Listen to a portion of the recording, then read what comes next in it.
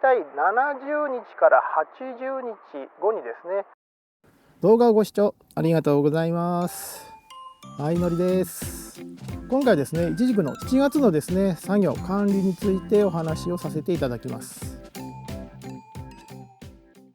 いちじくですね、7月、6月、7月そうなんですけども、ものすごくですね、伸びてきて葉をどんどん転用させていく大切な時期になります。この時期のですね、成長でいちじくのですね、収穫できる実の量、数がですね、決まってきます。なぜかというと、いちじくは着火してから、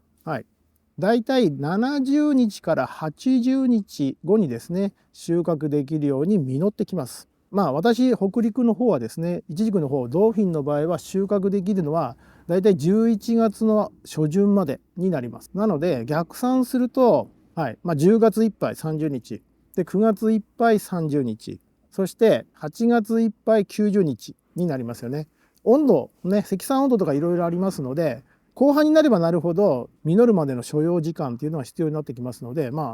逆算して90日とさせていただければ、8月の頭ですね、その時点までに着火したものに限って言うと、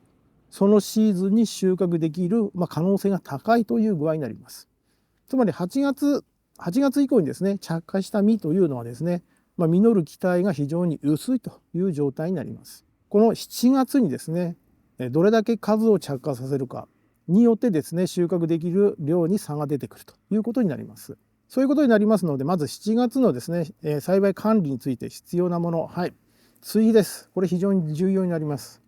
この時期に即効性のある肥料、葉もそうですし、実も大きくしたいので、もううちの場合ですと S604 ですね。こちらの即効性のある肥料を施肥いたします。次、2つ目ですね。摘心になります。まだね、どんどん成長はしていくんですけども、7月の終わりまでに成長が止まってほしいわけなんです。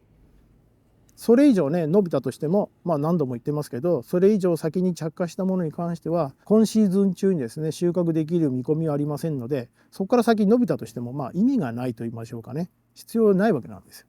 7月中にはですね、結構伸びているものに関しては摘心を済ませてください。もちろんね、この初旬に摘心をしてもですね、副梢としてまた新たに芽が出てきます。で、それに対しても実も出てきます。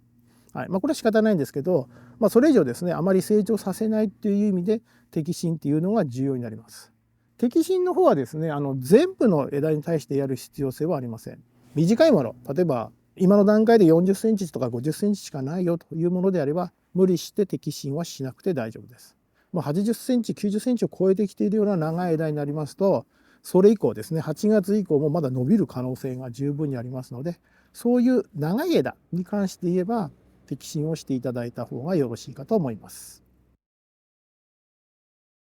次にですね、7月の段階ではですね、まだ梅雨の段階だと思います。なので、病気ですね、疫病っていうのはまだやはり出やすいです。で、疫病についてのですね、動画、こちらにも書かせていただきましたけども、どうしても疫病っていうのが出やすくなりますので、この辺の管理をですね、しっかりしていただく。うちの場合は殺菌剤という状態をさせていただいております。で、私もですね、先日、天気予報を見てですね、長雨が続くということが分かっておりましたので、雨に強いと言われているレーバスフロアブルの方をまきました。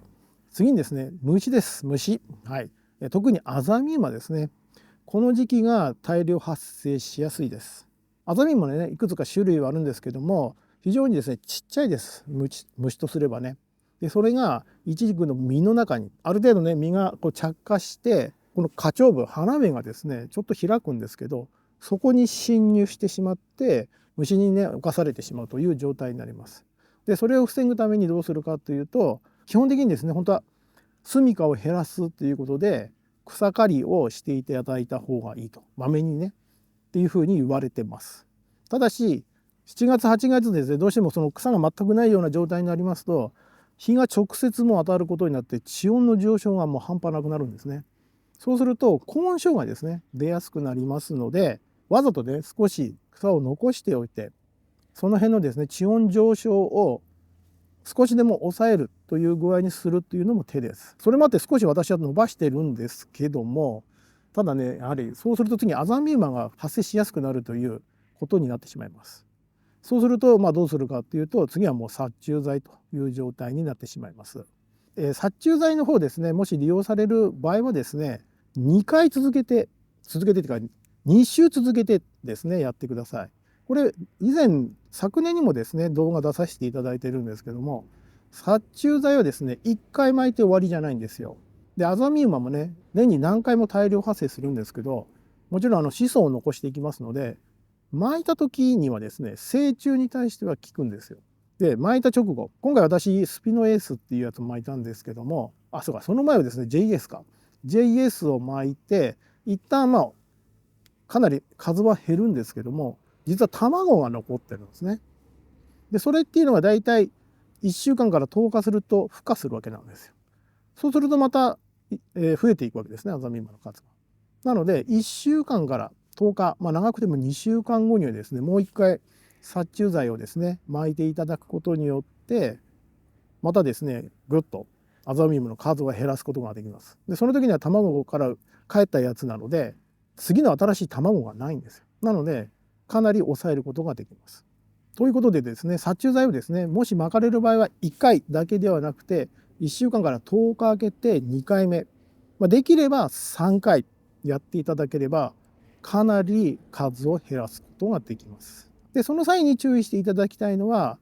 コードですね。エフラッグコードになります。この辺もですね以前動画に出させていただいてるんですけども、やはりですね殺虫剤にもいくつか種類があって、これ通常のですねハエ科とかと同じですね、殺虫剤と一緒で、同じ殺虫剤ばかりを使っていますとだんだんですね抵抗を持つんですよ。そのアザミウマもね、その薬に対して効きにくくなるという具合になってしまいますので、そうがならないためにいわゆるローテーションですねしていただくということで、F コードですね、F ラッグコードを確認していただいて、1回目とは全く違うコードのですね殺虫剤を撒くという具合にしていただいた方がいいです。というかこれは絶対にそうしてください。抵抗性を持ってしまいますと全く意味がありません。ぜひですねその辺ちょっと詳しく知りたい方はぜひこちらの動画をご覧ください。最後にもう一つですね、これ6月にも続いてなんですけども、風通しをですね確保するために、もしですね混んでいるようなところがあれば、今はすいませんもう着火してしまっているのでちょっと切るのはもったいないなっていうふうに思われるかもしれないんですけども、枝が混んできてるなと思った場合は是非根元からですね切ってください。カットしてください。追加のね剪定芽かきをしていただくことをお勧めいたします。それすることによってね、やはり、何回も言ってるんですけどもね、病気とかのもねなりにくくなりますので、是非やってみてください。もったいないんですけどね私も本当にね着火してしまうと